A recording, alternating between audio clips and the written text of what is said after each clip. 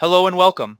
Regardless of the technology or platform being used, the data or analytics process defines the activities performed to deliver value to the business. The process starts by extracting and copying data from multiple internal and external sources using an ETL or ELT workflow. The ingested data is made available for further processing by loading to a data store, a process known as staging the data. The staged data is transformed or used for machine learning training. The last step entails delivering the solution to end users, which delivers value to the business. While the process can be applied to any analytics platform, Fabric apps are used in the last step of the process to expose Fabric data to users. The diagram from the book on your screen is used to compare the services in Microsoft Fabric with those of Synapse Analytics. Let's hide Synapse Analytics to focus attention on Microsoft Fabric. Note the numbered 0 to 3 steps that we discussed in the previous slide. To serve an analytic solution to users, Fabric apps are used to report data that already exists in Microsoft Fabric. Simply stated, the code for Fabric apps is in TypeScript, generated using a natural language text prompt that uses an LLM. Fabric apps are generated using Rayfin, and the finished apps are used to mainly serve artifacts that are in a Microsoft Fabric tenant. These artifacts range from data providers like OneLake to more complex items like ontologies. Fabric apps mainly eliminate the need for users to go individually to Microsoft Fabric artifacts to extract the information they want. This is achieved through a web application that combines everything into a single and consistent view. Instead of having application owners maintain security separately, Fabric apps rely on OneLake security or role-based access control to manage access permissions for end users. To illustrate Fabric apps, I'm going to use a knowledge map. Fabric apps are created using Rayfin, but keep the data they consume in Microsoft Fabric. In addition, Power BI reports may also be surfaced through Fabric apps, though not directly, since it involves some licensing constraints. To sum up the last few seconds, Rayfin provides a front end for the application that users interact with. Microsoft Fabric contains the logic and the data used by Fabric apps. Microsoft Fabric also manages one or more semantic models created using the Fabric Web UI or through the Power BI desktop. Finally, Power BI is the reporting platform that uses data exposed through Microsoft Fabric. So far, so good. Let's add some more clarifications. The Rayfin CLI generates UI for Fabric apps, plus it also creates data access logic by looking at the schema. Fabric apps UI uses that data access logic or object relational mapping or ORM to populate data in the UI. Microsoft Fabric defines and keeps any business logic and also stores data in OneLake, Lakehouse, etc. Keep in mind, Microsoft Fabric data is used to define and create semantic models. Those semantic models, in turn, are processed by Power BI reports.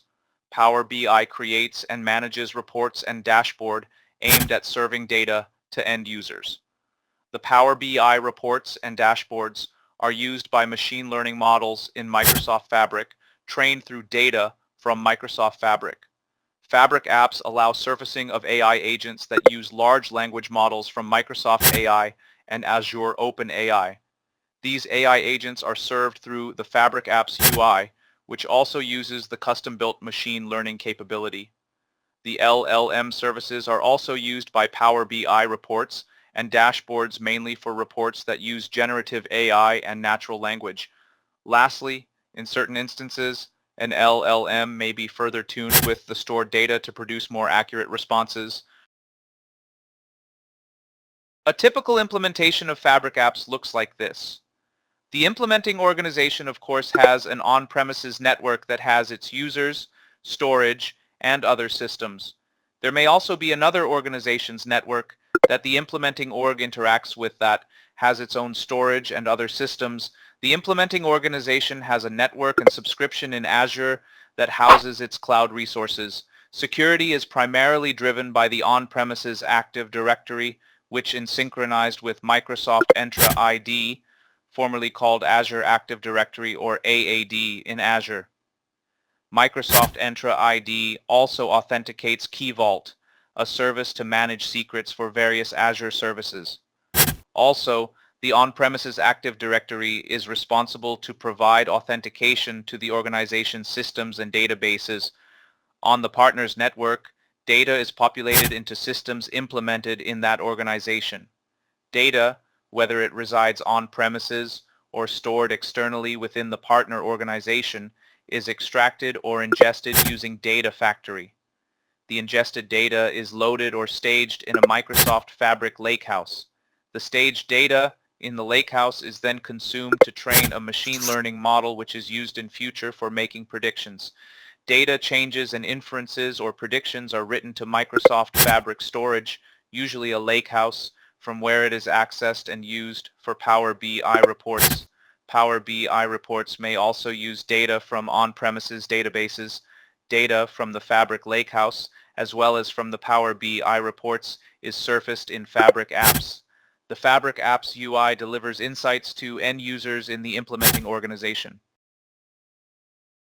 The lifecycle of all Fabric apps begins with discovery, which essentially means identifying the available data, refining the idea behind Fabric apps creation, and selecting and communicating the intended outcomes.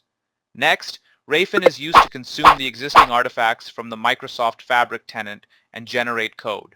The consumed Fabric artifacts comprise of data stored in one lake or data and schema exposed by a semantic model.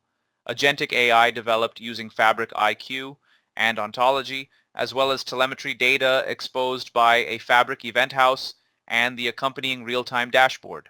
All of this combines together to create Fabric apps, which are then deployed to the Microsoft Fabric tenant. To understand the lifecycle, you can think of the entire process as 3 steps: design, develop, and deploy. While generative AI using an LLM generates code for Fabric apps, discovery is carried out by the technical team, whereas use of Fabric apps is done by business stakeholders. To recap this video, it discussed the need for having Fabric apps. The video talked about the generic data or analytics process, followed by all platforms including Microsoft Fabric. Lastly, the life cycle of typical Fabric apps was discussed and how the data or analytics process applies even to the development and rollout of Fabric apps. Thank you for watching.